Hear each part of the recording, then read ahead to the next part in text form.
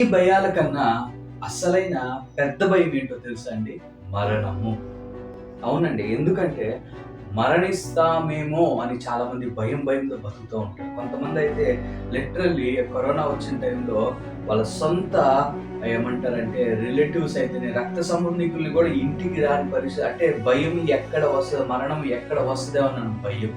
అందుకని అంటున్నాను, ఈ మరణం అనేది భయాలన్నిటికీ తల్లి లాంటిది. అవునా కదా? అంటే ఎవరైనా బాధపడమో నేను చనిపోతానేమో అంటే ఆ భయం ఏం చేస్తుంది, చిన్నగా మనల్ని తినేస్తూ ఉంటుంది.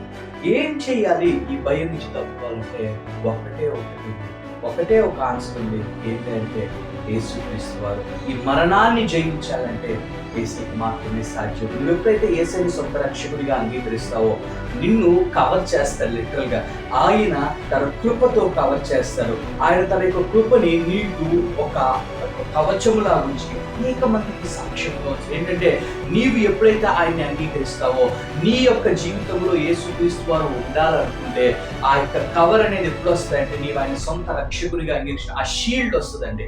లిటరల్గా ఆ షీల్డ్ ఏం చేస్తుందంటే నిన్ను ప్రతి ఒక్క భయం నుంచి విడుదల చేసి రక్షించి బలపరిచి నడిపించి అనేక మందికి సాక్ష్యముగా చేస్తుంది. ఎప్పుడు జరుగుతుందయ్యా నీవు ఆయన దగ్గరికి వెళ్ళినప్పుడు, దేవా నీవే నా రక్షకుడివి, యేసయ్యా నీవే నా రక్షకుడివి అని నీవు ఎప్పుడైతే అంగీకరిస్తావో అందుకనే అంటున్నాడు, ఆ యొక్క మరణపు ముళ్ళుని జయించిన వారు ఈ లోకంలో యేసుక్రీస్తు వారు ఒకరు మాత్రమే.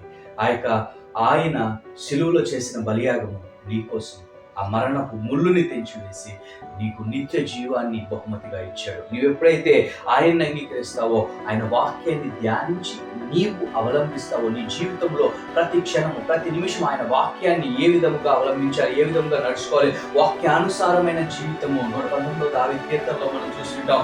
ఏ విధముగా వాక్యాన్ని ధ్యానించాలి, ఏ విధంగా వాక్యాన్ని మన జీవితంలో ఒక శిలలాగా చేసుకున్నప్పుడు నీ జీవితంలో ప్రతి భయము, అది తల్లి అయినా అది ఏదైనా కూడా నీవు ఆ భయాలన్నిటికీ తల్లైనటువంటి ఆ యొక్క మరణ భయాన్ని నీవు విడుదల చేయబడి రక్షించబడి విడిపించబడి అనేక మందికి సాక్ష్యంగా